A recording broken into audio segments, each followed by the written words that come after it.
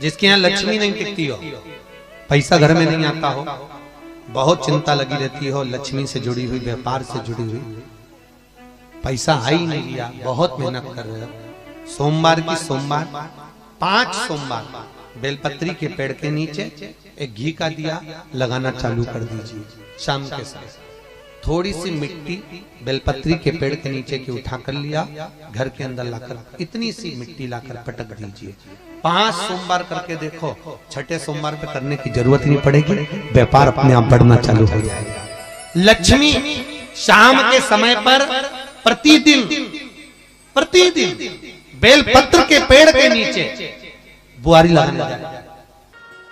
पार्वती जी ने लक्ष्मी जी से कहा, लक्ष्मी जी ने सुन लिया कि बेलपत्र के वृक्ष के नीचे खड़े होकर अगर शिव नाम का जाप किया जाए, श्री शिवा नमस्तु,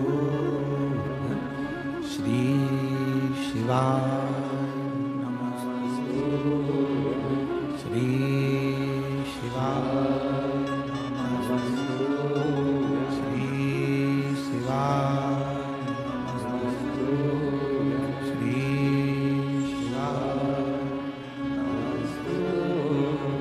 जब हम मंत्र का उच्चारण करते हैं उसका फल मिलता है। दुनिया का सबसे बड़ा पाप कौन सा है?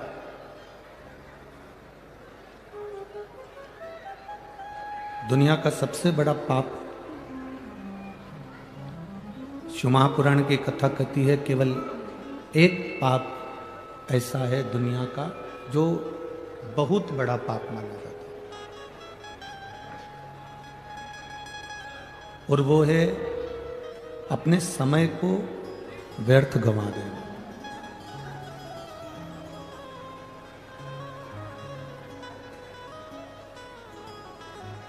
दुनिया का सबसे बड़ा पाप है अपने समय को व्यर्थ गंवाना। जो परमात्मा ने समय हमको दिया है, जो परमात्मा ने हमको समय प्रदान करा है, वो समय हमारा कर्म के प्रति जागरूक हो। जिस कार्य को हम कर रहे हैं, जिस कर्म को हम कर रहे हैं, उसके प्रति तुम्हारी जागरूकता होना चाहिए, उसके प्रति तुम्हारा समर्पण होना चाहिए। अरे कल जैसा साउंड कर दो भैया।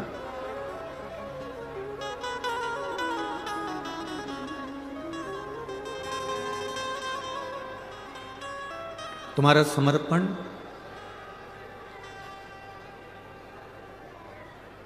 कर्म के प्रति पूर्ण हो। शिव महापुराण की कथा कहती है कि दुनिया का सबसे बड़ा पाप अगर कोई है तो अपने समय को व्यर्थ गंवाना।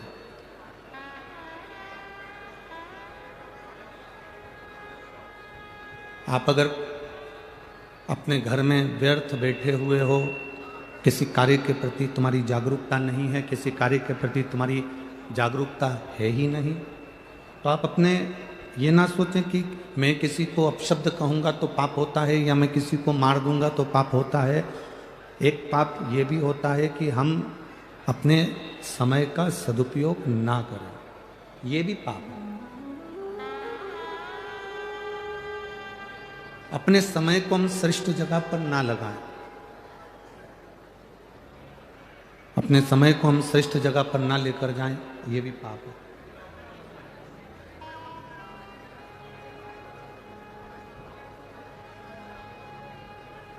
इक्कीस 21,600 श्वास में से सर्वश्रेष्ठ श्वास, सबसे अच्छी श्वास, 21,600 श्वास में से सर्वश्रेष्ठ श्वास अगर कोई होती है तो वो कौन सी होती है?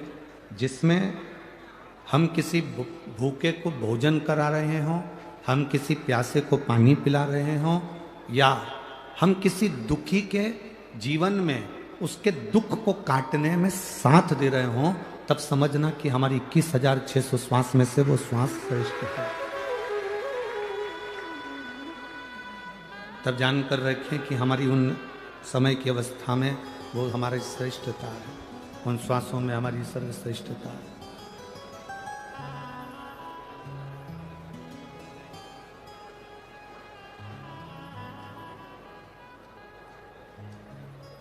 माता पार्वती जी अश्वी मनी घोड़ी बनी लक्ष्मी जी को ज्ञान उपदेश दे रही है। माता पार्वती जी जब लक्ष्मी जी ने आंख में से आंसू बहाए, शिवलिंग पर गए, शिवलिंग से जलाधारी पर गए, जलाधारी पर जब वो अश्रु पड़े और उस अश्रु के पड़ने पर माता पार्वती जी प्रकट हुई और प्रकट होकर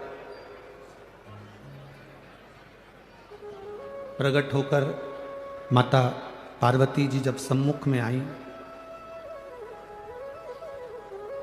माता पार्वती जब सामने आई तो उन्होंने लक्ष्मी जी को समझाया। माता लक्ष्मी से कहा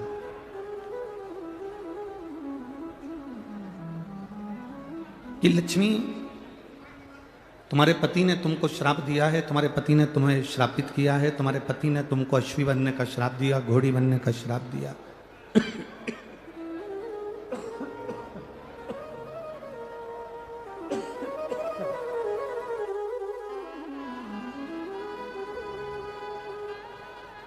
तुम्हें घोड़ी बनने का श्राप दिया, अश्वी बनने का श्राप दिया।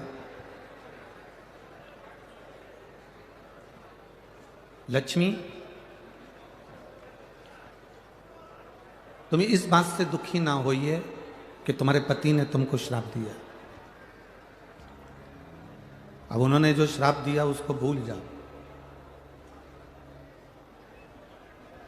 अब कुछ अच्छा करने का प्रयास करो। जो श्राप दिया है अब उसको भूल जाओ। और हम भी आपसे यही कहेंगे कि अगर कोई आपको गाली दे दे, कोई आपको अपशब्द कह दे, कोई आपको ताना दे दे, कोई आपको आड़ा टेढ़ा बोल दे, वो कह दिया, कहने के बाद आप उसको भूल जाइए। उसने कहा, आप उस बात को भूल जाओ। अब बहुत दिन तक अपने बुद्धि में लेकर बैठ जाना, बहुत दिन तक अपनी चित्तवृत्ति में लेकर बैठ जाना कि उसने मेरा अपमान करा है, उसने मुझे गाली दी, उसने मुझे अपशब्द कहा, उसने मुझे आड़ा टेढ़ा कहा, उसने मुझे आड़ा टेढ़ा बोल दिया। बार बार अपनी बुद्धि में उसको घुमाना, अपनी चित्तवृत्ति में लेकर आना, ये श्रेष्ठ नहीं है।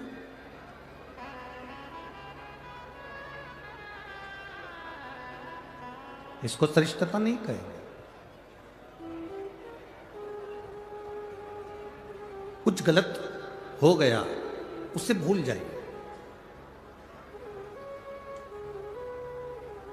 और भूलने के बाद फिर वापिस कुछ अच्छा करने का क्रम करिए। शिव महापुराण की कथा तो यहाँ तक कहती है कि अगर तुमको कोई गाली भी दे देना, अपशब्द भी कह देना, अगर तुम्हें कोई आड़ा टेढ़ा भी बोल देना, कोई आपको अपशब्द कह दे, आड़ा टेढ़ा कह दे, कोई गाली भी दे दे, तो भी शिव महापुराण की कथा कहती है कि आपको उससे बोलचाल बंद नहीं करना। सास ने कुछ शब्द कह दिया, बहू ने कुछ आड़ा टेढ़ा कह दिया, या किसी ने कोई शब्द कह दिया और आपने बोलना चालना बंद कर दिया, शिव महापुराण की कथा कहती है ये कभी ना करें।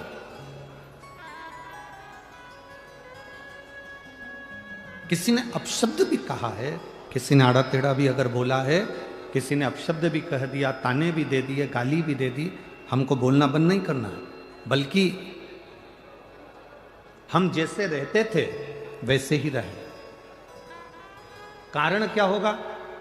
जिसने गाली दी है, जिसने अपशब्द कहा है, जिसने ताना दिया है, तुम्हें उसका जवाब नहीं देना है। तुम तो बाबा पर एक लोटा जल चढ़ाते रहो और हर हर महादेव कहते रहो, जवाब तुम्हारा भोलेनाथ खुद समय आने पर दे देगा। तुम्हें उसका जवाब नहीं देना। तुम्हें अपशब्द नहीं कहना है, तुम्हें ताना नहीं देना है, ना तुम्हें गाली देना है, ना तुम्हें अड़े टेढ़ा बोलना।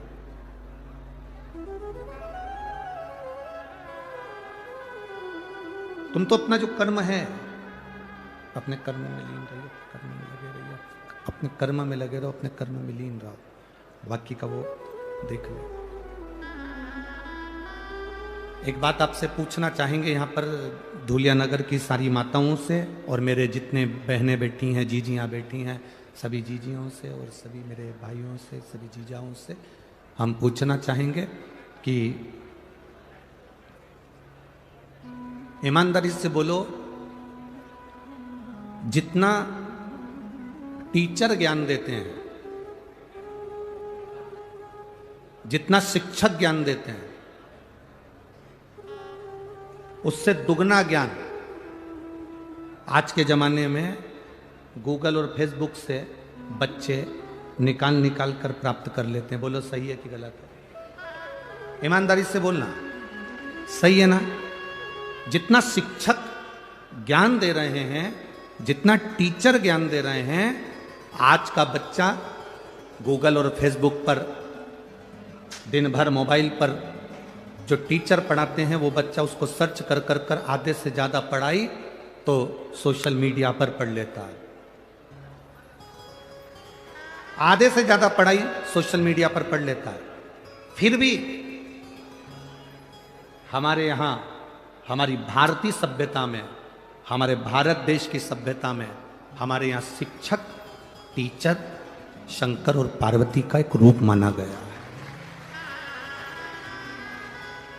हमारे यहां का टीचर, हमारे यहां का शिक्षक शिव पार्वती का एक स्वरूप माना गया। क्यों?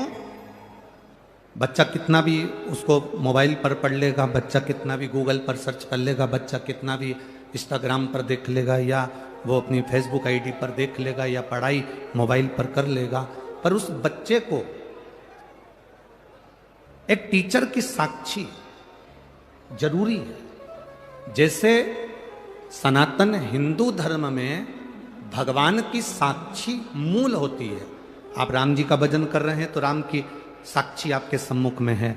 आप भगवान कृष्ण का भजन कर रहे हैं तो भगवान कृष्ण की साक्षी आपके सम्मुख में है। आप देवादिदेव महादेव का भजन कर रहे हैं तो भगवान शंकर की साक्षी आपके हृदय में है। केवल एक सनातन धर्म ऐसा धर्म है, केवल एक सनातन धर्म ऐसा धर्म है जिस धर्म के अंतर्गत आप जिस देवता का स्मरण करते हो उसका प्रतिबिंब आपके मन में, आपके हृदय में और आपकी दृष्टि में रहता है। बाकी के किसी धर्म में आप उसका प्रतिबिंब नजर नहीं कर सकते।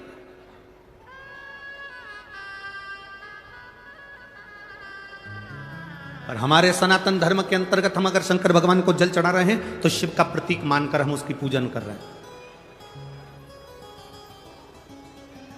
हम बाल गोपाल का अगर पूजन कर रहे हैं तो भगवान राम और कृष्ण का प्रतीक मानकर उसकी पूजन कर रहे हैं। हम दुर्गा भवानी का पूजन कर रहे हैं तो जगत जननी धात्री का प्रतीक मानकर पूजन कर रहे हैं।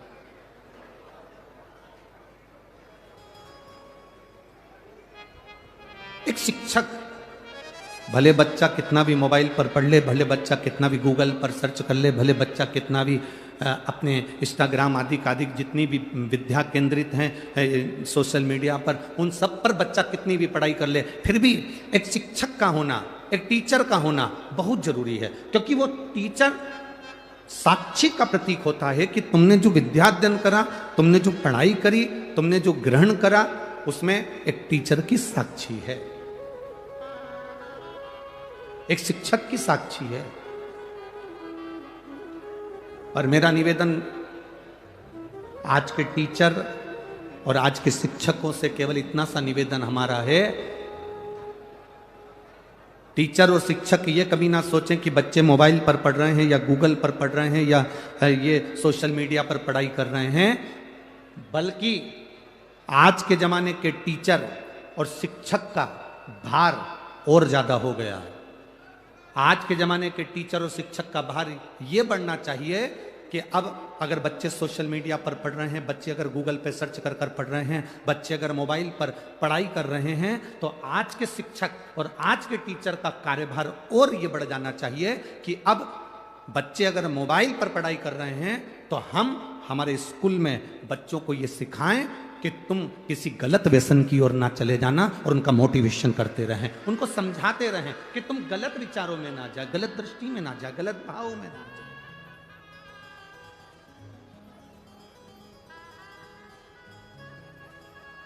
आज बच्चों को सबसे बड़ी जरूरत है उनको समझाने की।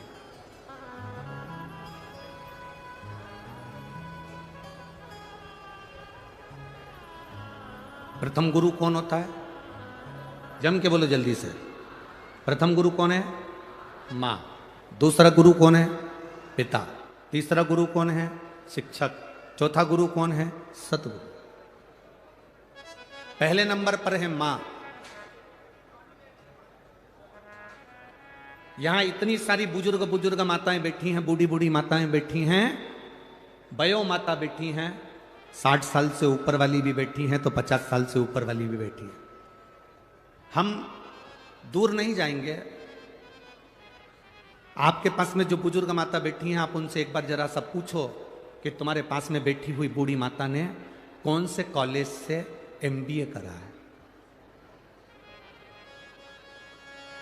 जितनी बूढ़ी माताएं बैठी हैं, इनसे पूछो इन्होंने कौन से कॉलेज से पढ़ाई करी। जितनी बूढ़ी माताएं बैठी हैं 60 से ऊपर, 70, 75, 80, 55, 50, जितनी 50 से ऊपर वाली बैठी है, इनसे पूछो कि ये कौन से कॉलेज में पढ़ी थी, इनने कौन सी पढ़ाई करी थी, ये कितनी पढ़ी लिखी हैं, ये कितनी विद्वान है। कोई कहेगी हमने तो भैया उस समय का 9वीं तक पढ़ाई करी है, कोई कहेगा हमने 10वीं तक पढ़ा है, कोई कहेगा हमने 12वीं तक पढ़ा है, कोई कहेगा हमने कॉलेज करा है, कोई कहेगा हमने 5वीं पढ़ा है, कोई कहेगा हमने 7वीं पढ़ा है। पर बुजुर्ग माताएं जितनी बैठी हैं, इन्होंने भले पढ़ाई करी ना करी, भले ये टीचर थी ना थी, भले ये शिक्षक थी ना थी, पर इन बुजुर्ग माताओं से पूछना, इन्होंने अपने बच्चों को जो संस्कार दिया वो आने वाली पीढ़ी नहीं दे सकती। ये बुजुर्ग माताओं ने जो अपने बच्चों को संस्कार दिया है वो आने वाली पीढ़ी नहीं दे सकती है। कई बार बुजुर्ग माताएं कह देती हैं, हे बहू हमारी तो जिंदगी निकल गई बेटा, अब तू देख ले और टिंकल टिंकल लिटिल स्टार देख ले। अब हमारी जिंदगी तो जो निकलना थी वो निकल गई।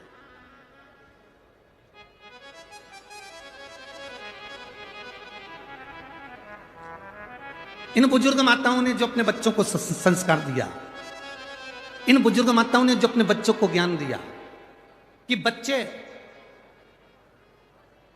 अपनी माता का आज भी आदर कर रहे हैं। बोलो सही है कि गलत है? बच्चे अपनी बूढ़ी माँ का, घर में दादी का, घर में दादाजी का, घर में बुजुर्ग पिता का आदर कर रहे हैं।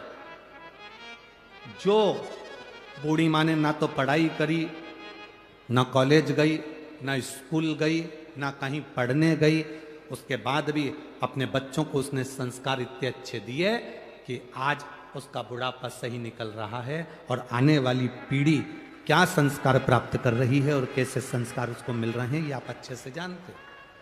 आज के समय में जरा सा बच्चा अगर मोबाइल देख रहा हो ना, उस समय पर बच्चे को तुम काम बता दो, उतनी देर में तुम बच्चे का मुंह देख लेना।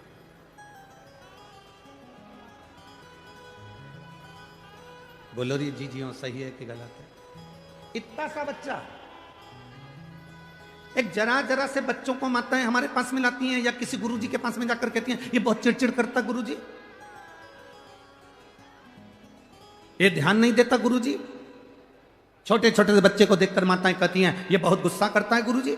इतना सा बच्चा और इतना गुस्सा, इतना सा बच्चा और इतनी चिड़चिड़, कारण क्या है? तुम भी मोबाइल में व्यस्त हो और वो भी मोबाइल में व्यस्त है।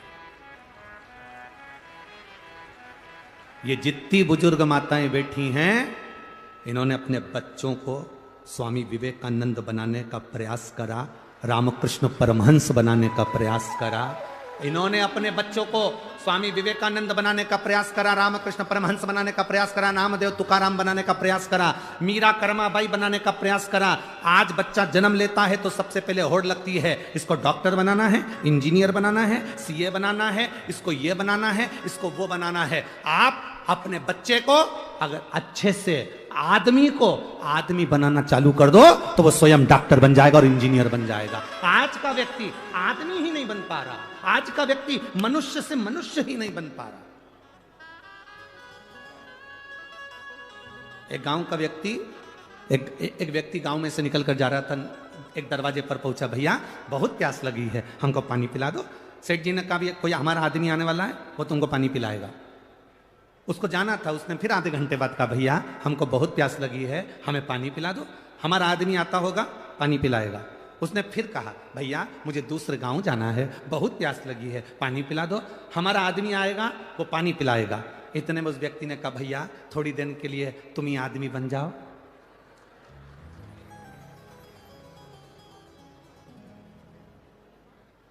हम स्वयं आदमी नहीं बन रहे हैं, हम स्वयं मनुष्य नहीं बन रहे हैं। आज के जमाने में व्यक्ति को नेता बनना है, कलेक्टर बनना है, एसपी बनना है, डायरेक्टर बनना है, बहुत कुछ बनना है, पर आदमी नहीं बन पा रहा। पड़ोस में कोई भूखा सो रहा है, पड़ोस में और कोई भूखा सो रहा है, परिवार में कोई दुखी है, और हम बहुत दूर जाकर भंडारा करें, मेरा बाबा कभी प्रसन्न नहीं होता।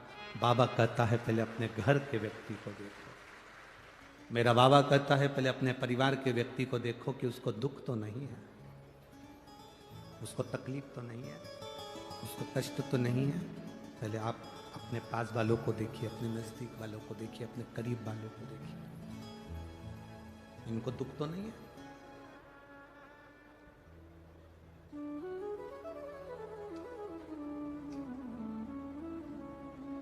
बनो।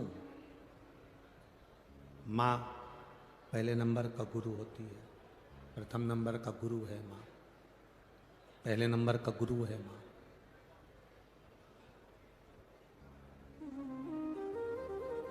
विदेश में रहने वाला एक छोटा सा बालक था जिसका नाम था थॉमस। क्या नाम था? जम के बोलो जरा। थॉमस, छोटा सा बालक।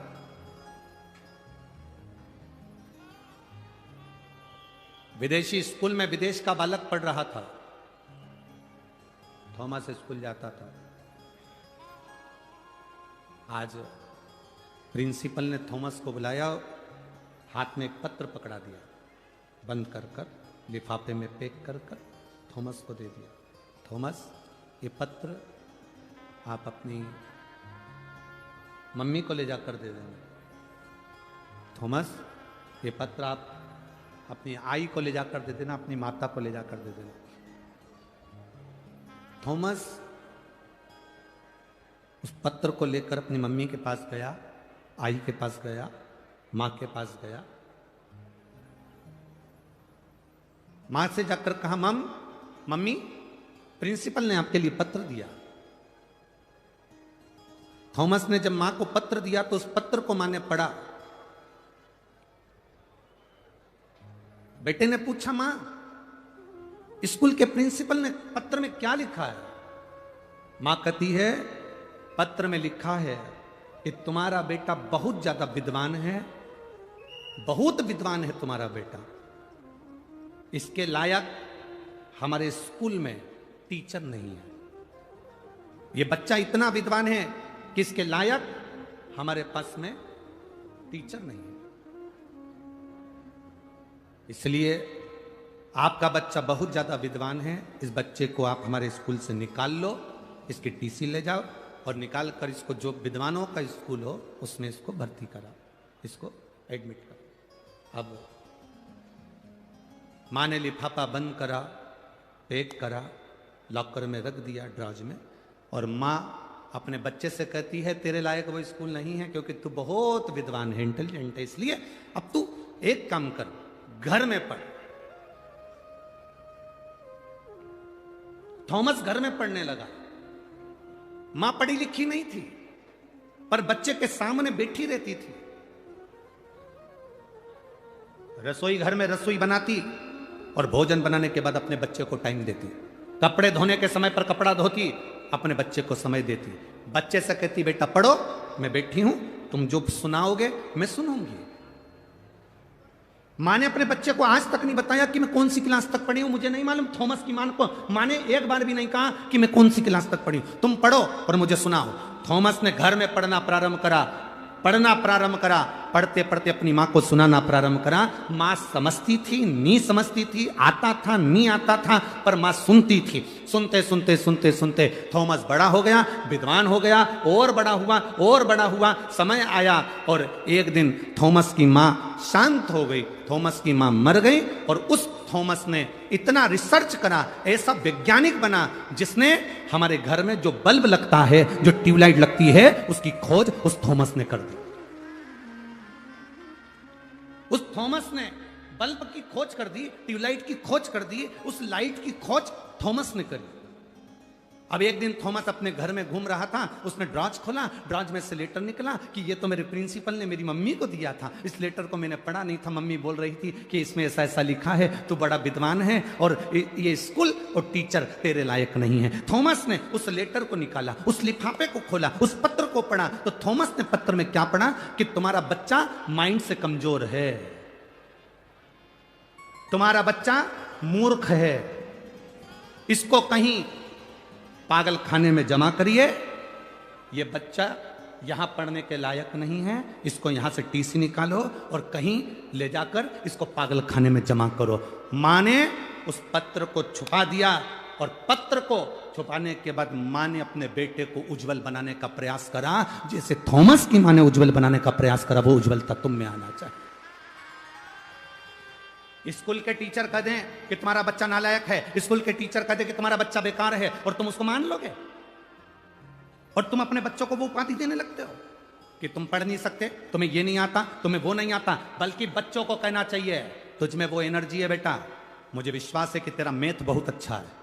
बच्चा कहता मेरा मैथ अच्छा नहीं है, बच्चा कहता मेरी विज्ञान अच्छी नहीं है, बच्चा कहता मेरी अंग्रेजी ठीक नहीं है, उस बच्चे को तुम्हें कहना मैंने तेरी राइटिंग देखी है, तो बहुत अच्छा लिखता है, तो बहुत अच्छा पढ़ता है, मेरा विश्वास कहता है तुम मैथ में सबसे ज्यादा नंबर ला सकता है, ये मेरा भरोसा कहता है। वो बच्चे का आप बल बढ़ाओगे, परंतु आप टीचर कह देते हैं कि ये बच्चा इसमें कमजोर है, ये बच्चा ऐसा है, और आप उस बच्चे को वही कहना चालू कर देते हैं तुझमें तो अकल ही नहीं है, तू तो नालायक है, तू तो पढ़ता ही नहीं है, ध्यान देता ही नहीं है, तू तो विद्वान है ही नहीं। सुबह से शाम तक हर घर की मां अपने बच्चे के पीछे ऐसी पड़ी रहती है, ऐसी पड़ी रहती है।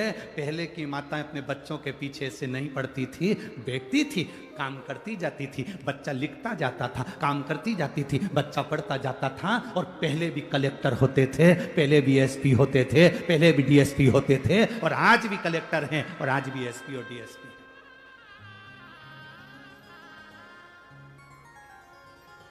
हम बच्चों को विद्या थोपे नहीं, हमने अपने बच्चों को विद्या थोप दी। पहले की माताएं विद्या थोपती नहीं थी, उसको अंदर तक प्रदान करती थी, अंदर तक प्रदान करती थी। हम क्या दे रहे हैं अपने बच्चों को? सुबह से उठती हैं माताएं और चिल्लाना चालू कर देती हैं, तैयार हो जाओ,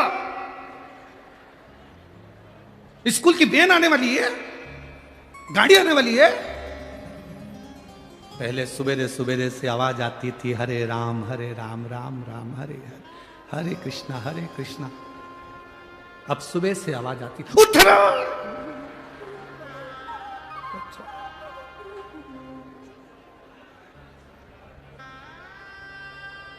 बच्चा उठे कि नहीं उठे, उसका बाप जरूर उठ जाता है। जब इतनी तेज तेज चंद्र घंटा बजाएगी तो फिर तो उठना ही पड़ेगा। पिता जरूर उठ जाता, और पिता उठा। पिताजी ने चिल्ला कर कहा, क्यों चिल्ला रही है सुबह सुबह से? स्कूल की वैन आने वाली है, अभी तक उठा नहीं है, उठाओ इसको। पहुंच गई रसोई घर में, बाप अपने छोरा छोरी को उठा रहा, उठ जा बेटा, मम्मी आती होगी, उठ जा। पहले के जमाने में डराते थे बहू आता होगा, आज के जमाने में डराना हो सास को तो कह दो बहू आती होगी, वैसे डर जा बेचारा। अब उठ जा, पिताजी कह रहे मम्मी आएगी, उठ जा। बच्चा उठा, आया धोया, स्कूल जाने की तैयारी। किचन में, रसोई घर में घर की माँ काम कर रही है, 25 बार बर्तन को सुबह सुबह गिरा दिया। सास उठ गई, सास ने कहा बेटा क्या हो गया? बस इसको स्कूल भेजना, अभी तक नहाया नहीं है। इतने में माँ ने कह दिया मैं टिफिन बना देती हूँ बेटी, तू एक काम कर, उसको तैयार कर दे, क्योंकि ये तो चाहती यही थी कि डोकरी उठे, चाहती उठी, बनाया टिफिन। बच्चा जब वैन में बैठता है, गाड़ी में बैठता है, हाथ हिला के बैठता है और हाथ जोड़ के बैठता है, पीछा छूटा दोपहर के 2 बजे। कहां? बच्चों को विद्या थोपना नहीं है, बच्चों को विद्या ग्रहण करने का एक तरीका उसकी जिंदगी में लाकर छोड़ना है।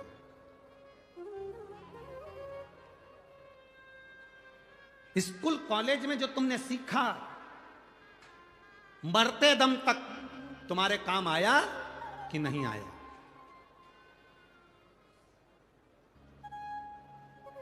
साइन थीटा, कॉस थीटा तुम्हारे काम आया कि नहीं आया?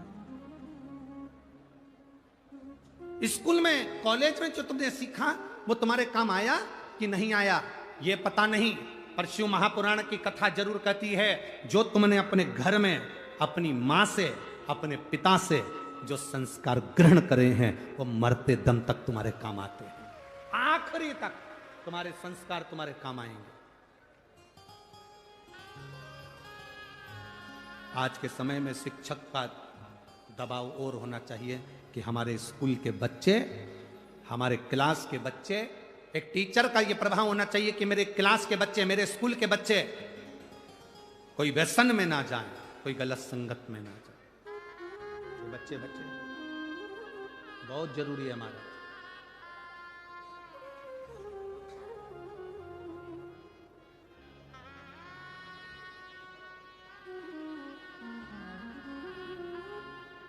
बहुत बुरी स्थिति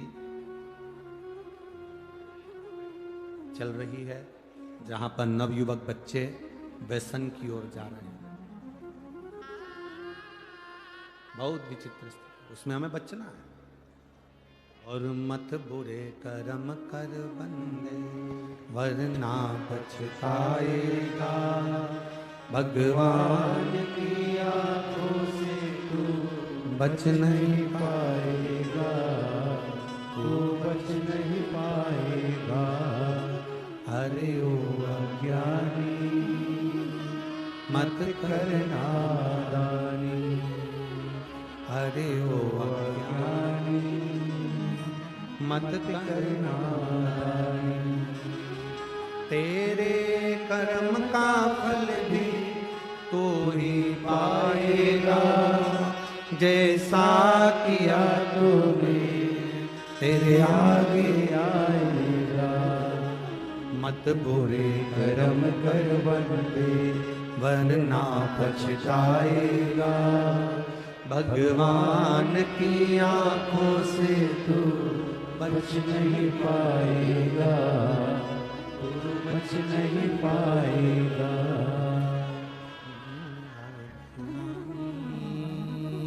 मत करना दानी, अरे ओ अज्ञानी मत करना दानी। ये मौका मिला है, शरीर मिला है, इसको सदुपयोग में लगाना, सतमार्ग पर लगाना, अच्छी जगह पर लेकर जाना है।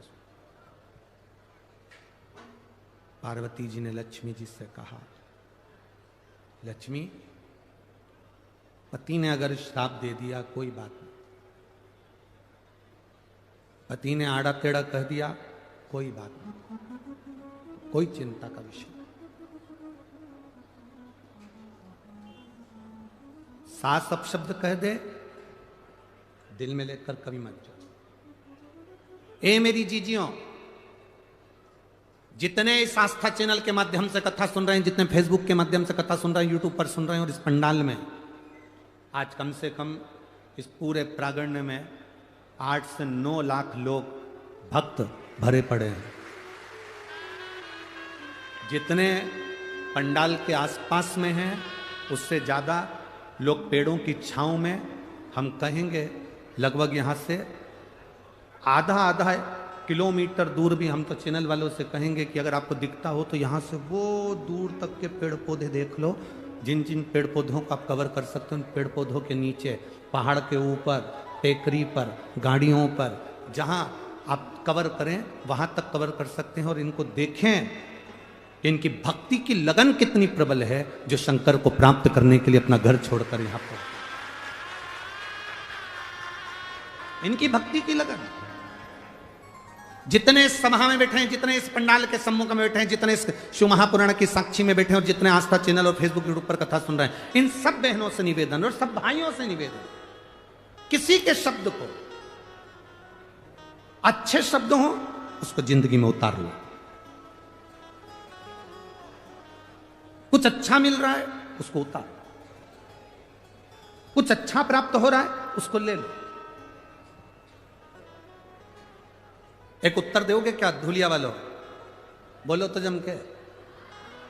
कुएं का जल, बावड़ी का जल, हापसी का जल, तालाब का जल, समुद्र का जल, बारिश का जल, नल का जल, ट्यूबवेल का जल, क्षीर सागर का जल,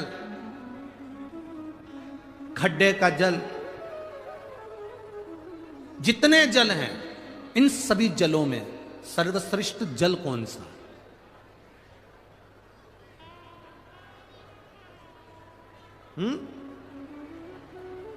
तालाब का जल, बावड़ी का जल, हापसी का जल, ट्यूबवेल का जल, कुएं का जल, बारिश का जल, खड्डे का जल, समुद्र का जल, सागर का जल, कूप का जल, कुएं का जल, इन सभी जलों में श्रेष्ठ जल कौन सा है? अगर आप अंदाजा लगाएंगे तो आपके स्मरण में आएगा, इसमें सर्वश्रेष्ठ जल अगर कोई सा होता है तो वो समुद्र का जल होता है। कारण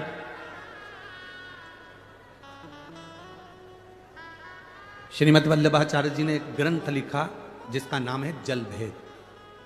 कौन सा ग्रंथ है? जल। श्रीमद् वल्लभाचार्य जी ने वर्णन करा सर्वश्रेष्ठ जल होता है समुद्र का जल। क्यों? कुएं के जल में कचरा डालोगे तो वो कुएं में सड़ता रहेगा, बावड़ी में कचरा डालोगे वो सड़ता रहेगा, ट्यूबवेल में कचरा डालोगे सड़ता रहेगा, खड्डे में कचरा डालोगे सड़ता रहेगा, नदी में कचरा डालोगे सड़ता रहेगा, सरोवर में कचरा डालोगे सड़ता रहेगा। पर समुद्र में अगर कचरा डाला है तो समुद्र की लहरें उस कचरे को किनारे पर लगा देती हैं, वापिस किनारा दे देती हैं। समुद्र कभी कचरे को अपने अंदर नहीं उतारता, समुद्र कचरे को किनारे पर लगा देता है। तो मेरे भारत की, देश की और विदेश में जितनी मेरी बहनें बैठी हैं उनसे एक ही निवेदन है, जब कोई तुम्हारे को भी कचरा दे, गाली दे, अपशब्द कहे, ताना दे, तो तुम समुद्र जैसा दिल रखकर कचरे को किनारा लगा दो। इस कचरे को किनारा तुम्हें लगाना। अपशब्द कहने वाले का अपशब्द हमारे दिल में नहीं रखना। समुद्र कचरे को अंदर नहीं रखता। फिर कहा समुद्र श्रेष्ठ क्यों है? तो कहा समुद्र इसलिए श्रेष्ठ है, समुद्र में सोना डालो, चांदी डालो, हीरा डालो, पन्ना डालो, समुद्र कभी किनारे नहीं लगाता, समुद्र अपने अंदर उतार लेता है। जब शिव महापुराण रूपी हीरा मिले, कोई अच्छी ज्ञान की बात कहे तो उसको अपने अंदर उतार कर रख लो। फिर कहा समुद्र का जल श्रेष्ठ क्यों है? तो कहा समुद्र का जल श्रेष्ठ इसलिए है क्योंकि समुद्र जब चंद्र बढ़ता है तो समुद्र उछलता है। बोलो री जीजियों, सही है कि गलत है? चंद्र बढ़ता है, समुद्र उछलता है, चंद्र घटता है, समुद्र बैठ जाता है। समुद्र से हमें अपने को समुद्र जैसा बनाना है। जब किसी को बढ़ता हुआ देखो तो इतने खुश हो जाओ कि भगवान इसको और ऊपर पहुंचाना, और उन्नति देना। और चंद्र घटता है तो समुद्र घटता है। जब किसी को दुखी देखो, किसी को घटता हुआ देखो, तो तुम्हारा दिल भी घटना चाहिए, तुम्हें भी नम्रता आना चाहिए। समुद्र क्यों अच्छा है? तो समुद्र इसलिए अच्छा है क्योंकि समुद्र खारा होता है, सच बोलने वाला हमेशा बुरा होता है। देश विदेश में बैठी हुई मेरी माताओं को, मेरी बहनों को, मेरी जीजियों को, मेरे जीजाओं को, मेरे बच्चों को, मेरी बेटियों को मैं निवेदन करूंगा इस व्यासपीठ से, महालक्ष्मी शिव महापुराण की कथा धूलिया नगर से चल रही है। आज सबसे ज्यादा केस अदालत में, सबसे ज्यादा अगर केस हैं तो प्रॉपर्टी के केस नहीं हैं। आज अदालत में सबसे ज्यादा केस अगर कोई चीज के नहीं, अगर किसी के मर्डर के केस नहीं है, किसी प्रॉपर्टी के केस नहीं है, जमीन जायदाद के केस नहीं है, भाई भाई के केस नहीं है। आज पूरे भारत की अदालत में सबसे ज्यादा केस हैं तो तलाक के केस हैं। भारत की सबसे ज्यादा अदालतों में अगर केस चल रहे हैं तो तलाक के चल रहे हैं, समझौता नहीं बैठ पा रहा, एक दूसरे का सामंजस्य नहीं बैठ पा रहा। जरा सी बात में विवाद हुआ, मां ने कह दिया जा मेरे घर पर, कमी है क्या, अपने यहाँ कोई कमी है क्या, छोड़िए तेरा ससुराल, और बेटी घर पर जाकर बैठ गई। इधर पति रुष्ट होकर बैठा, बेटी रुष्ट होकर बैठी। मां ने कह दिया दूसरी शादी करा देंगे। अगर बेटी के भाग्य में अच्छा लिखा होता तो पहले ही भेरू अच्छा मिल जाता, अब तो 4 करा ले तो भी वैसा ही मिलने वाला है। इसलिए जैसा मिला है उसको निभाने का प्रयास करो, उसको समझाने का प्रयास करो, उसको संजोने का प्रयास करो, उसको सामंजस्य बिठाने का प्रयास करो। लड़के से कहो तेरी धर्म पत्नी अच्छी है, उसको लेकर आ, जा प्रार्थना कर, ससुर के पास जा, सास के पास जा, जाकर कहा। जब शंकर भगवान अपनी सती के लिए दक्ष प्रजापति के यहाँ जा सकते हैं, जिस दक्ष प्रजापति ने शंकर भगवान को अपशब्द कहा था, श्राप दिया था कि तू शमशान में निवास करेगा, इसके बाद भी मेरे भोले बाबा दक्ष प्रजापति के दरवाजे पर जाकर अपने ससुर से बात करते हैं अपनी धर्म पत्नी के लिए। तो तुम अपनी बेटे से क्यों नहीं कहते कुछ नहीं, जाओ लेकर आओ उसको, हो गई ना बात, खत्म करो, लेकर आओ। बेटी को समझाओ कोई बात नहीं, जाओ। अगर मान ले तो दूसरी शादी करेगी और वो भी ऐसे ही निकल गया तो मम्मी मैं शादी नहीं करूंगी, मेरे को शादी नहीं करना, तो जिंदगी कैसे निकलेगी बेटा, मैं तो अकेली रह लूंगी। ये संसार, दुनिया के लोग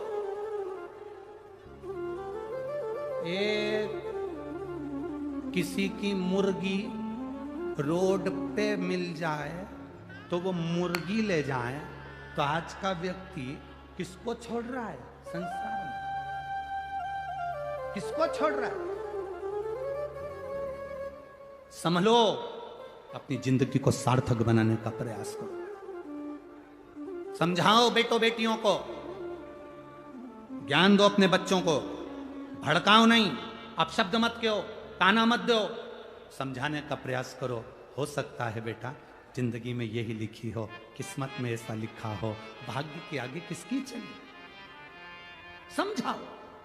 हम समझाते नहीं हैं, हम उल्टा अग्नि में घी और डाल देते हैं। मत जा तू तो रहने दे, अच्छा है, क्या करेगी जाके, क्या करेगा जाके, हम उल्टा और घी समझाओ। जितना ज्ञान दे सकते हो दो।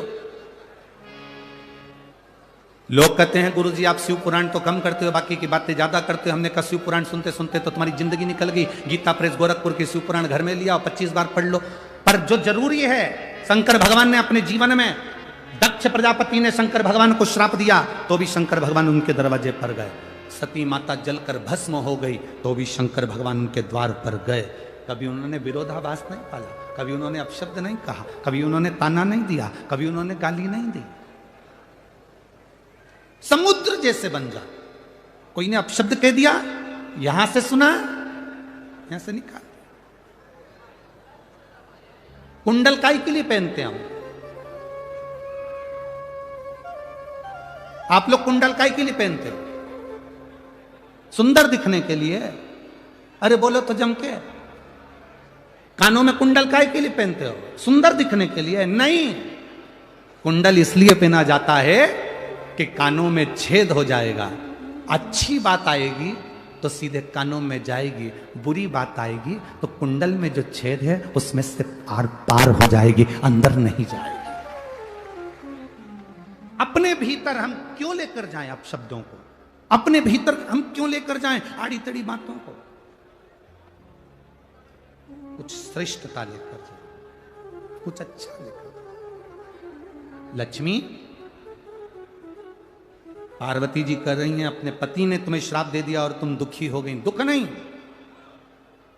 अगर अब शब्द किसी ने कहा है, ताना किसी ने दिया है, गाली किसी ने दी है, आड़ा टेढ़ा किसी ने बोला है, तो उसका जवाब देवाधिदेव महादेव ने दिया है। एक पत्र आया है, देखिए।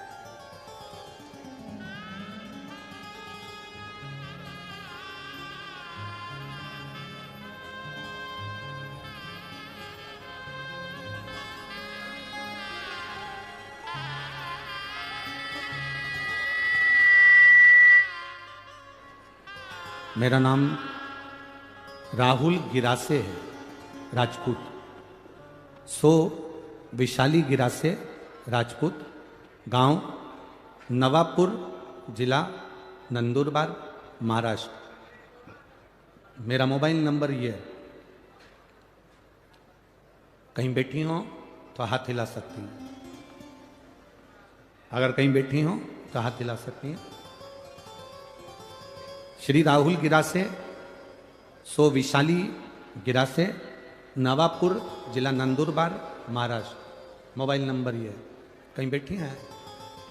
अच्छा ठीक है, हाथ हिला दो एक बार। हाँ ठीक ठीक है, दिख है। गुरुजी, मेरी बेटी धृति की उम्र 5 महीने है। 2 महीने पहले 25 जुलाई को मेरी बेटी धृति के ब्रेन में इन्फेक्शन हो गया। कई लोगों ने उसको ब्रेन हेमरेज कहा। अब बेटी 5 महीने की है, 2 महीने की बेटी का ब्रेन खराब हो जाना, ब्रेन हेमरेज हो जाना, या ब्रेन में पस पड़ जाना, नसें काम नहीं करना, पूरा मेरी बेटी ने काम करना बंद कर दिया, उसका दिमाग काम नहीं करता था। तो मेरी बेटी जब 2 महीने की, उसको ले जाकर हॉस्पिटल में भर्ती करा। डॉक्टरों ने उसका ब्रेन खराब बता दिया, उसका ब्रेन में ट्यूमर टाइप का बता दिया। उसको एडमिट करा, उसका ब्रेन काम करना बंद कर दिया, तो उसको वेंटिलेटर पर डाल दिया। वेंटिलेटर पर डाला। मेरी बेटी को डॉक्टर ने कह दिया हम वेंटिलेटर पर से इस लड़की को हटाएंगे और 2 या 3 घंटे बाद तुम्हारी बेटी मर जाएगी, इसकी श्वास नहीं चलेगी क्योंकि इसका ब्रेन ट्यूमर फट चुका है। अब 2 महीने की बच्ची का ब्रेन बेकार हो जाना, क्या स्थिति होगी? गुरुदेव, हमने भी डॉक्टर से कह दिया, डॉक्टर साहब अगर मेरी बेटी को कुछ हुआ तो ये सारे मेरे हॉस्पिटल में जितने लोग खड़े हैं ये कहते हैं कि तू शंकर के मंदिर जाती है, तू शंकर जी को जल चढ़ाती है, तू सीहोर वाले बाबा को इतना मानती है, और तेरी बेटी जैसे ही वेंटिलेटर से उठेगी वैसे उसके 2 घंटे में 3 घंटे में प्राण छूट जाएंगे। डॉक्टर कह रहा है कहां है तेरा बाबा, कहां है तेरा शिव? मैंने अपने परिवार वालों से कहा कि मेरे घर पर रुद्राक्ष रखा है, उस रुद्राक्ष को पानी में गला दो और शिव जी को चढ़ाकर ला दो। रात भर का इंतजार नहीं कर सकते तुम तो अभी की अभी पानी में डाल दो। रात भर अगर पानी में डालेंगे तो समय लगेगा।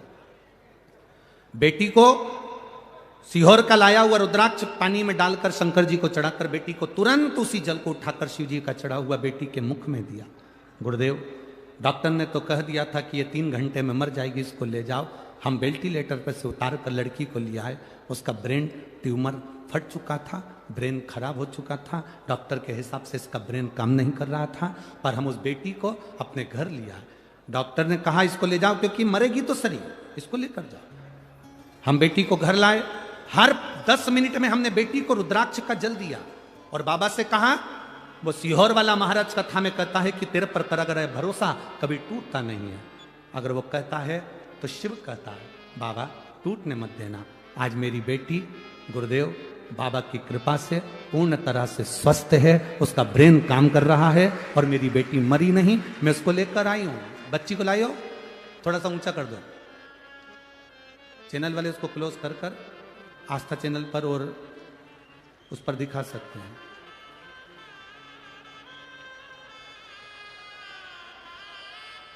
आप लोग एलईडी पर और आस्था चैनल पर उस बच्ची को देख सकते हैं। हर हर महा बैठिए।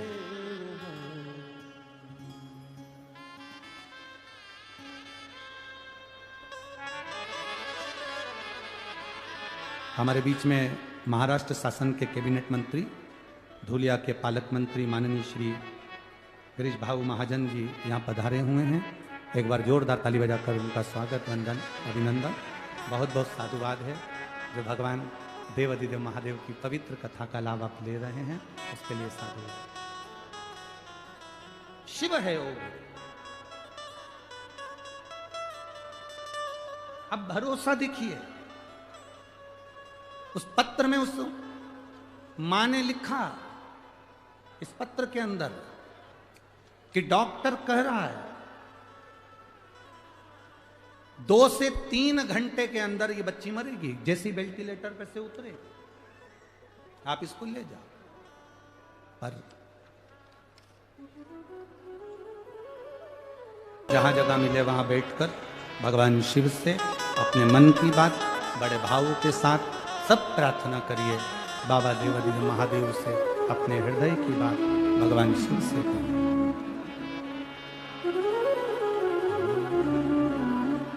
श्री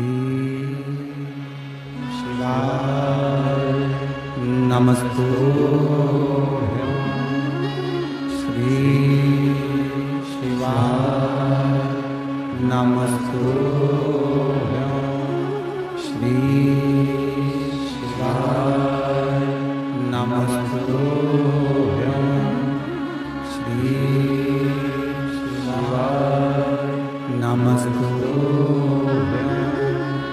श्री शिवाय नमस्तुभ्यं।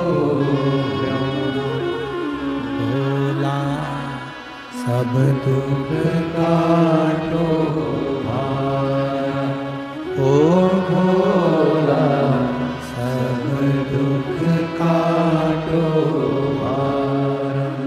शिव शंकर जपो तेरी माला, भोले बाबा जपो तेरी माला, भोला सब दुख काटो भारा, ओ भोला सब दुख काटो भारा। वेश मंगल मंगलकारी, वेश मंगल मंगलकारी, शमशान वासी हमारा, शमशान वासी हमारा, ओ भोला सब दुख काटो भारा, ओ भोला सब दुख काटो भारा। शिव कथा कह रही है, लक्ष्मी जी को पार्वती मैया समझा रही है, कभी किसी की गलत बातों को अंदर मत जाने दो। फिर कहा, जब अपने को लगने लगे कि अपन बहुत दुखी हैं, लक्ष्मी आपको लग रहा है कि आप दुखी हैं, तो परमार्थ का कार्य करना प्रारंभ कर दो।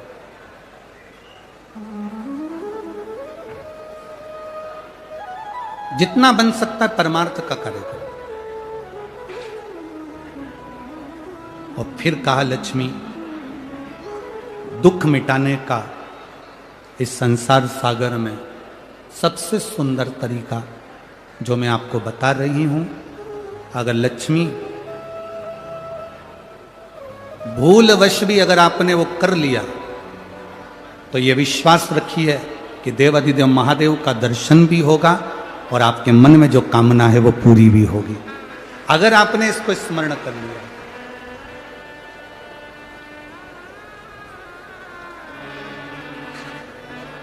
लक्ष्मी जी ने हाथ जोड़कर निवेदन करा, पूछा,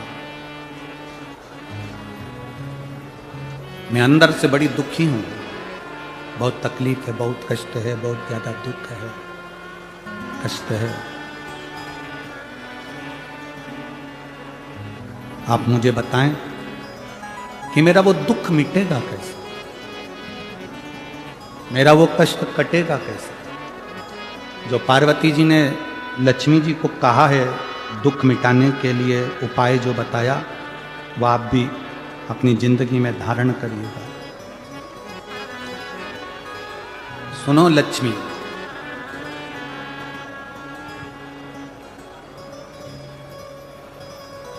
तुमने जो पार्थिव शिवलिंग का निर्माण करा था, उस पार्थिव शिवलिंग पर आपके अश्रु गिरे, वो अश्रु मेरे पास आए, उस अश्रु के बल पर मेरा दर्शन हुआ। अब लक्ष्मी, इस संसार सागर में भूमंडल पर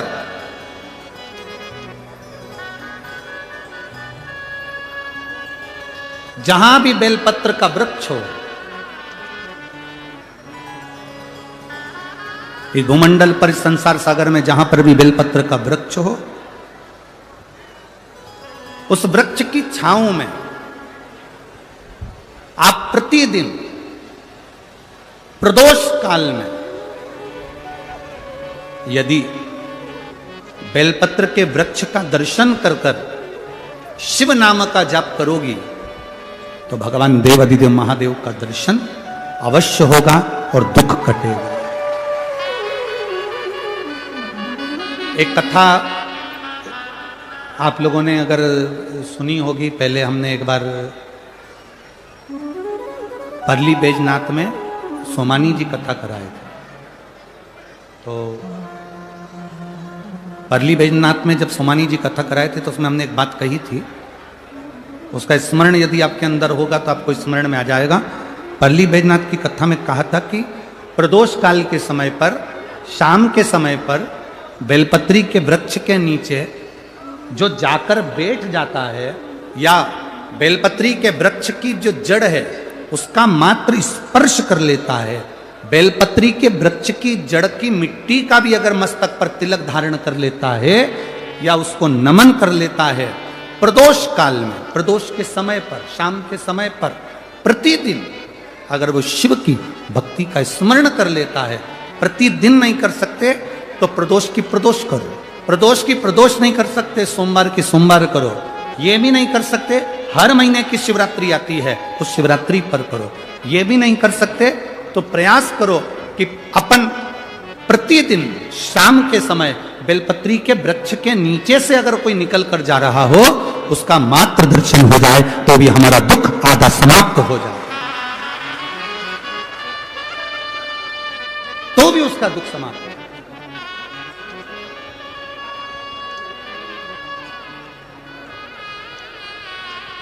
शंभु शरणे मांगो हरि रे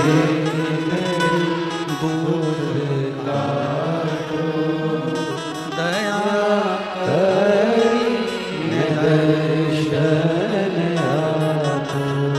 ये दुख समाप्ति का सबसे मूल केंद्र बिंदु है। मतलब अगर हम कहें कि अगर दुनिया के व्यक्ति को बहुत ज्यादा दुख है, बहुत ज्यादा कष्ट है, बहुत ज्यादा बीमारी है, बहुत ज्यादा रोग है, बहुत ज्यादा तकलीफ है, तो बेलपत्री के वृक्ष की छांव सुख देती है। एक पत्र आया है, देखिए।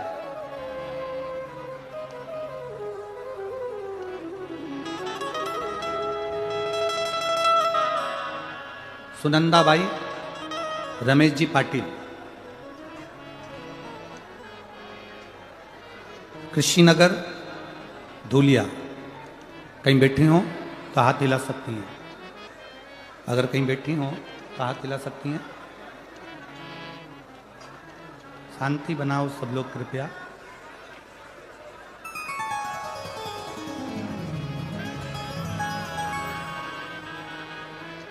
सुनंदाबाई रमेश जी पाटिल, कृषिनगर धूलिया, कहीं बैठी हो तो हाथ हिला सकती हैं। हाँ ठीक है, दिख गए, हाथ हिला दो एक बार। ठीक है, हर हर महादेव। सुनंदा जी आप ही खुद हैं, स्वयं आई हैं, हाथ हिलाओ।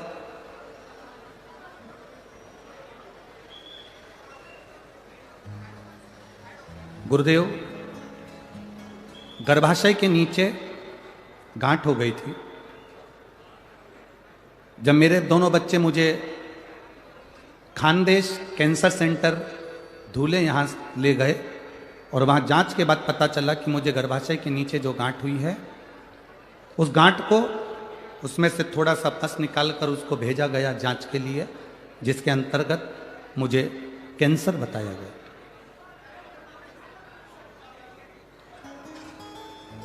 अब कैंसर की गांठ गुरुदेव बताया गया।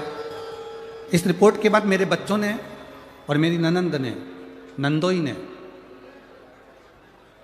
हमारे फैमिली डॉक्टर को दिखाया और उन्होंने भी एक दो हॉस्पिटल में हमारी जांच कराई, जिसके अंतर्गत हमें कैंसर बताया। फिर टाटा हॉस्पिटल मुंबई गए, जहां पर बच्चों ने मुझे दिखाया तो वहां पर भी कैंसर था। बच्चों की आंखों में आंसू भर गए। उपचार चालू करा, 3-4 बार टाटा हॉस्पिटल में हमने चक्कर लगाया, रेडिएशन केमो के लिए नंबर लगाया, पर हमारा नंबर नहीं लगा। तब हम वहां से ठाणे आ गए और वहां पर आने के बाद हम वहां से वापिस डॉक्टर से पूछ कर कि हमारा कीमो नहीं हो रहा है, थेरेपी नहीं हो रही, हम वापिस अपने गांव जाएं। हम डॉक्टर से मिलकर वापिस अपने गांव आ गए और गांव आए। अब कैंसर तो हर जगह पर बताया गया, अब करें तो करें क्या। तब किसी ने कहा पशुपतिनाथ का व्रत करो, शिवजी पे चढ़ा हुआ जल पीना प्रारंभ करो। और गुरुदेव उसी दरमियान मेरी बेटी मुझे शंकर जी के मंदिर ले जाती, मंदिर में ले जाकर मुझे बिठा देती। मैं नंदी के पास में बैठकर बाबा से प्रार्थना करती, ये कहाँ की बीमारी दे दी तूने बाबा, मुझे कैंसर बता दिया, अब करूं तो करूं क्या। कीमो मेरा हो नहीं रहा क्योंकि वहां नंबर नहीं लग रहा। मैं वापिस आ गई हूं और बाबा अब ठीक करेगा तो तू करेगा। मैंने कथा में सुना है बाबा तू सबकी बीमारी ठीक करता है तो मेरी भी करेगा। पशुपति व्रत करे, शिवजी पे चढ़ा हुआ जल पीना प्रारंभ करा, बेलपत्री खाना प्रारंभ करी और नंदी के पास बैठती। आपने कहा था गुरुजी की बेलपत्र के वृक्ष के नीचे प्रदोष काल में बैठकर जो बोला जाता है बाबा वो सुनता है।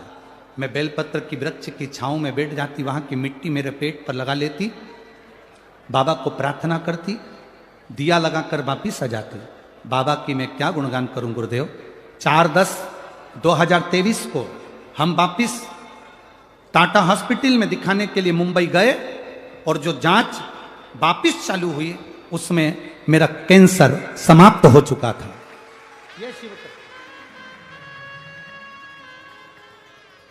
सुनंदाबाई रमेश पाटिल, कृषि नगर, धूलिया, मेरा मोबाइल नंबर ही है।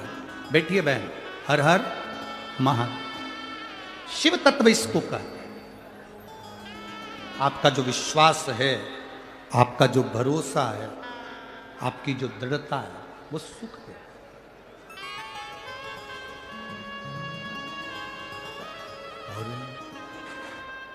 खाली न जाता कोई दर से तुम्हारे, खाली न जाता कोई दर से तुम्हारे, मैं भी खड़ी हूँ बाहें पसारे, अपने दया से लगा लो गिरा जा रहा उठा लो भोले अपने दर से अब तो न टालो, गिरी जा रही हो उठा लो। जो दिल से पार्वती जी लक्ष्मी जी से कह रही है। महालक्ष्मी शिव महापुराण की कथा कहती है कि लक्ष्मी अगर बेलपत्र के वृक्ष के नीचे से कोई निकल कर आ रहा है और उसकी शरीर की रज का भी स्पर्श हो जाए तो तुझे शिव का दर्शन हो। मेरी जीजियों, मेरे जीजाओं, मेरी बेटियों, मेरे भाई, तुम कंपटीशन एग्जाम में बैठ रहे हो, पढ़ाई कर रहे हो, तैयारी कर रहे हो, गवर्नमेंट जॉब की तैयारी कर रहे हो। ये जितने पत्र यहाँ पर रखे हैं, जितने पत्र यहाँ पर हैं, इस चौकी के नीचे भी जितने पत्र रखे हैं, यहाँ पर भी जितने पत्र रखे हैं, आप उन पत्रों में से सारे पत्र निकाल कर देखना। जिन जिन बेटों ने, जिन जिन बेटियों ने गवर्नमेंट जॉब की तैयारी करी और शंकर भगवान पर भरोसा कर कर और अपना कर्म पूरा कर कर एग्जाम दिया, उनकी नौकरी लगी। कम से कम इसमें से 70% पत्र ऐसे हैं जिसमें नौकरियां लगी,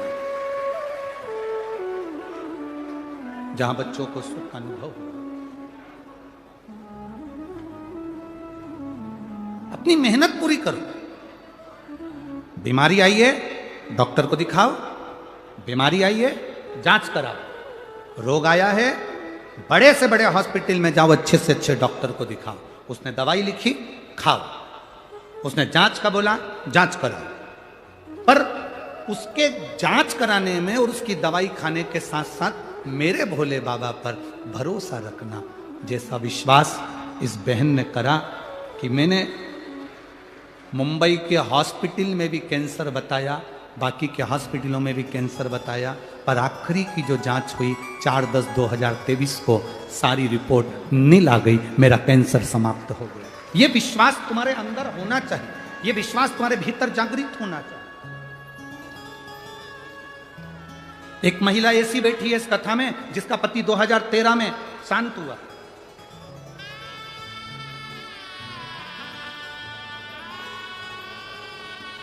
जिसका पति 2013 में शांत हुआ।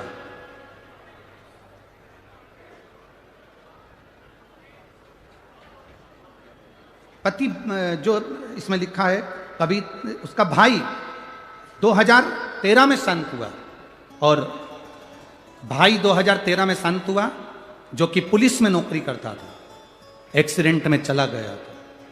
उस 2013 में गए हुए भाई के जाने के बाद उसके घर के किसी व्यक्ति को नौकरी नहीं मिली। 2013 में शांत हुआ, पत्नी को भी नौकरी नहीं मिली, परिवार के किसी व्यक्ति को नौकरी नहीं मिली। तब मैंने अपने भाई की धर्मपत्नी को कहा, मेरी भाभी को, भाभी एक बार प्रदोष काल में शाम के समय बेलपत्री के पेड़ के नीचे जाके बैठकर श्री शिवाय नमस्तुभ्यम का जाप करो, शंकर भगवान का पशुपति व्रत करो। मेरी भाभी ने व्रत करा और 20 साल के बाद नौकरी मिली। 2023 में वो नौकरी प्राप्त हुई।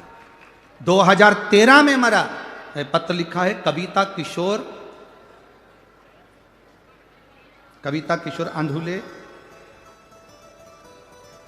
किशोर आंधुले ने ये पत्र लिखा। अब जरा विचार करिए कि हम अगर शिव पर भरोसा करते हैं, भगवान शंकर की भक्ति करते हैं, तो दृढ़ता क्यों नहीं बनती? कोई कहता है कि भगवान शंकर की पूजन तो ब्राह्मण करते हैं, कोई कहता है कि वैश्य करते हैं, कोई कहता है क्षत्रिय करते हैं, कोई कहता है शूद्र करते हैं। शिव महापुराण की कथा कथी है, जिसको सब ठुकरा देते हैं उसका एक है, वो देव अधिदेव महादेव। राम जी के मंदिर के पट बंद हो जाते हैं एक समय में। तुम्हारे यहां बंद होते कि नहीं होते वो मालूम नहीं, बोलो होते कि नहीं होते?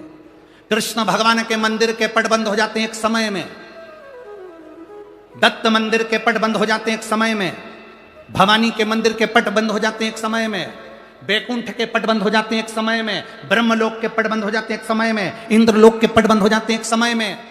केवल एक देवता ऐसा है जिसके दरवाजा नहीं है, पट नहीं है, वो खुले आसमान में कैलाश पर रहता है, इसलिए उसका दरवाजा खुला रहता है।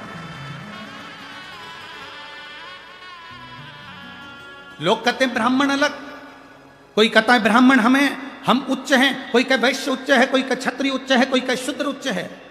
मेरे राम जी महाराज ने पृथ्वी पर प्रकट हुए थे तो मेरे राम जी के जन्म के समय पर 4 हाथ थे। कितने हाथ थे? जम के बोलो जरा। 4। आप लोग स्तुति गाते हैं, भय प्रगट कर पाला दीन दयाला, उसको पढ़िएगा। माता पुनि बोली सोमति डोली तजौ तात ये रूपा। ये रूप नहीं चाहिए 4 हाथ का। आयुध 4। मेरे राम जी प्रकट हुए, उनके 4 हाथ थे। मेरे भगवान कृष्ण पृथ्वी पर प्रकट हुए, उनके 4 हाथ थे। पर माता देवकी ने कह दिया 2 हाथ का पुत्र चाहिए।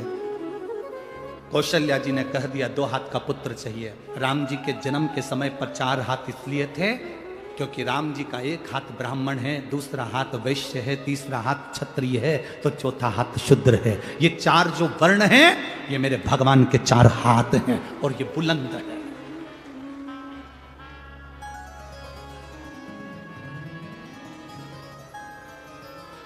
जो दुनिया में जितनी जातियां हैं, दुनिया में जितनी समाजें हैं, चाहे वो ब्राह्मण हो, चाहे क्षत्रिय हो, चाहे वैश्य हो, चाहे शूद्र हो, इन सब का अगर कोई देवता है तो केवल एक देव अधिदेव महादेव है। अब दुनिया के लोग भटका रहे हैं, अब दुनिया के लोग भ्रम उत्पन्न कर रहे हैं। उन्होंने कह दिया भगवान को मत भजो, अगरबत्ती मत लगाओ, दिया मत लगाओ, मंदिर मत जाओ, तिलक मत लगाओ, चोटी मत रखो, गले में रुद्राक्ष मत पहनो, तुलसी की माला मत पहनो। मेरी जीजियों और मेरे जितने भाई बैठे हैं, आप सबसे निवेदन है, अपने गांव में, नगर में शंकर का एक ओटला हो, मंदिर हो, शंकर का शिवलिंग हो, पूरा गांव के लोगों से कहो तुम कितने भी बढ़ जाना पर अपने बाप को मत भूल जाना, शंकर को जल जरूर चढ़ाना। अपने पिता को मत भूलो जो तुम्हारा पिता है, अपने बाप को मत भूलो जो तुम्हारा पिता है, वो शिव देवाधिदेव महादेव है।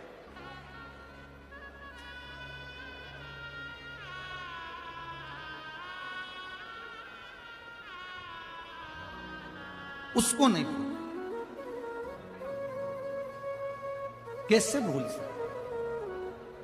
वो करुणा इतनी करता है, शिव है, कृपा सागर कहते हैं उसको, करुणा सागर कहते हैं उसको। लक्ष्मी जी ने बेलपत्र के वृक्ष के नीचे साधना करना प्रारंभ करा। जैसे ही मां लक्ष्मी ने बेलपत्र के वृक्ष के नीचे साधना करना प्रारंभ करा तो देवाधिदेव महादेव कुछ ही समय में, प्रदोष काल के समय पर लक्ष्मी जी के सामने शंकर भगवान प्रकट हुए। शिव जी ने पूछा, लक्ष्मी तुम्हें क्या चाहिए? लक्ष्मी जी कहती हैं, मेरी ये अश्व की योनि, मुझे अश्वी बनना पड़ा, घोड़ी बनना पड़ा, इस अश्व की योनि से मैं मुक्त हूं। पर प्रभु, इस अश्व की योनि से मुक्त तो हूं, पर मेरे प्रभु ने मुझे घोड़ी बनाया है, अश्व बनाया है। मैं चाहती हूं मेरे नारायण मुझे इसी घोड़ी की योनि में, अश्वी की योनि में प्राप्त करें। इस घोड़ी की योनि में, इस अश्वी की योनि में मेरे स्वामी, मेरे नारायण मुझे प्राप्त। ठीक है, भगवान भोलेनाथ जी ने कहा, आप चिंता ना करें, जिस प्रदोष काल में आप बेलपत्री के वृक्ष के नीचे आती हो,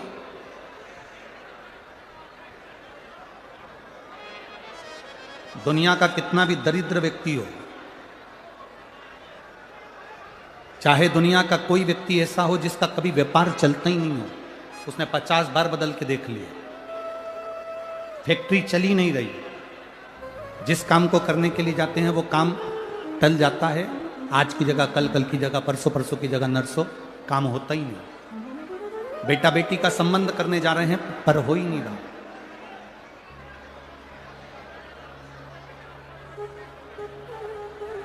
कितना भी दरिद्र से दरिद्र व्यक्ति है, कितना भी दीन से दीन व्यक्ति है,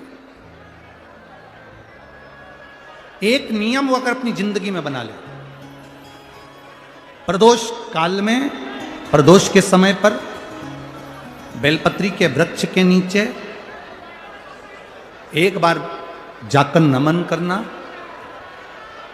और प्रदोष काल में शंकर भगवान के मंदिर में दिया लगाना, ये 2 चीजें अगर वो 3 महीना भी लगातार कर ले तो उसके जीवन में कभी कोई समस्या आ ही नहीं सकती, कोई दुख आ ही नहीं सकता।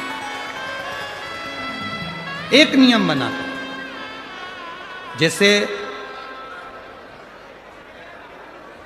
जिस नारी को, जिस पुरुष को, जिस बच्चे को, जिस बड़े को चर्म रोग हो जाता है, चमड़ी सफेद पड़ने लगती है, जब चमड़ी सफेद पड़ने लगती है, चर्म रोग जैसा जब हो जाता है या चर्म रोग उसको घेरने लगता है, चमड़ी जब सफेद पड़ने लगे या चमड़ी काली पड़ने लगे या चर्म रोग सोराइसिस जैसी बीमारी तक के लिए है,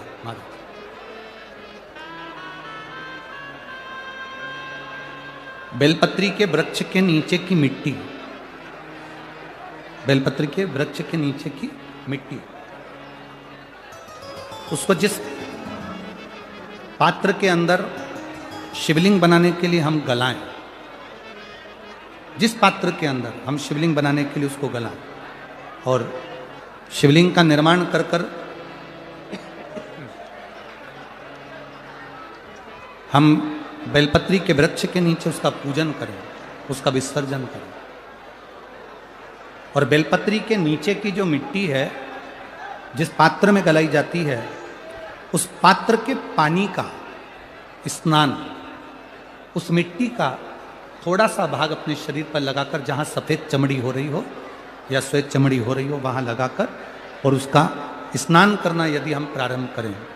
परंतु प्रदोष, जैसे अपन शंकर भगवान के मंदिर जाते हैं, दर्शन करते हैं, पूजन करते हैं, उसी तरह बेलपत्री के वृक्ष के नीचे की मिट्टी को गलाकर हम शिवलिंग का निर्माण करते हैं। स्नान करना या शरीर पे लगाने के साथ में सबसे ज्यादा जरूरी है शंकर भगवान के उस शिवलिंग की पूजन करना, पार्थिव लिंग की पूजन करना। लगभग 2 शिवरात्रि निकलेगी महीने की और बाबा जहां जहां से चमड़ी सफेद हो रही होगी वहां वहां से धीरे धीरे बाबा अपने असली रंग को देना प्रारंभ कर देता है। इतना बेलपत्री के वृक्ष की पार्थिव लिंग निर्माण और पूजन की उस मिट्टी का इतना वर्णन हमारे शास्त्र करते हैं, इतना वर्णन।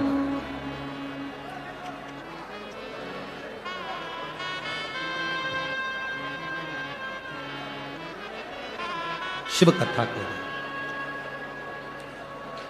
शिव महापुराण की कथा वर्णन कर रहे। स्वयं भगवान देवादिदेव महादेव ने नारायण से जाकर प्रार्थना करी, स्वयं भगवान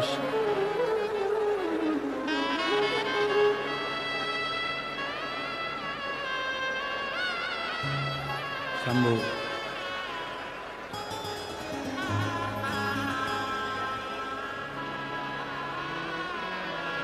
स्वयं भगवान शंकर ने नारायण से जाकर प्रार्थना करी कि माता लक्ष्मी आपके लिए तप साधना कर रही हैं, आप उनको जाकर दर्शन कीजिए। भगवान नारायण शिव जी के कहने पर जाने लगे,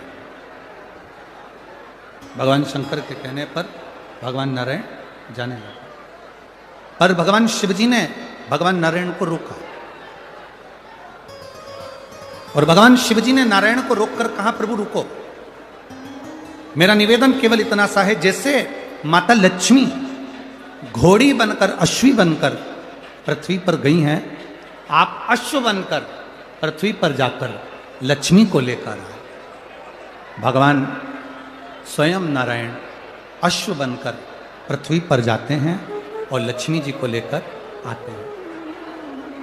शिव महापुराण की कथा कहती है, भगवान शंकर का संवाद कहता है, स्वयं नारायण और स्वयं माता लक्ष्मी बेलपत्री के वृक्ष के नीचे विराजमान शिवलिंग का पूजन करते हैं और बेलपत्र की परिक्रमा करते हैं। जैसे ही उन्होंने बेलपत्र की परिक्रमा करी, शंकर भगवान वहां सम्मुख में जब आते हैं तो नारायण और लक्ष्मी जी भी अश्व की योनि से छूट जाती हैं और नारायण भी अश्व योनि को त्याग कर नारायण लक्ष्मी बनकर वैकुंठ का निवास करने लगते हैं, स्वयं नारायण। आगे सुंदर शिव महापुराण में वर्णन आया है, भगवान शंकर के तेज पुंज से शरणानंद कार्तिकेय जी का प्रागट्य हुआ, जिनको माता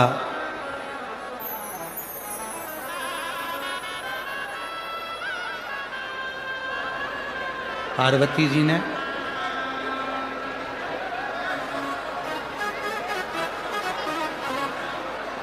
शिव कृपा करे।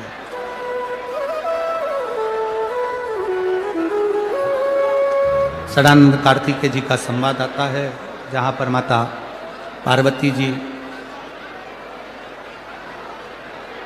स्वयं कार्तिकेय बाबा से कहती हैं कि कार्तिकेय, तारकासुर के हृदय में तुम्हारे पिता शिव बसते हैं, इसलिए आप तारकासुर का जब संहार करने के लिए जाओ तो हृदय में बाण ना छोड़ो। हृदय में कोई बाण ना छोड़ा जाए। तब स्वयं कार्तिकेय जी ने तारकासुर का संहार करा, पर हृदय में बाण नहीं छोड़ा। आगे समय के अनुकूल शिव महापुराण की कथा कहती है, माता पार्वती जी ने भगवान शिव जी से भगवान गणेश और कार्तिकेय के मंगल विवाह का प्रसंग का वर्णन किया।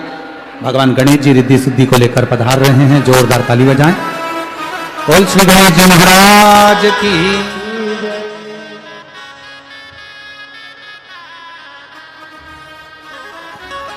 रिद्धि सिद्धि भगवान श्री गणेश जी महाराज के गले में जयमाला पहना रही हैं।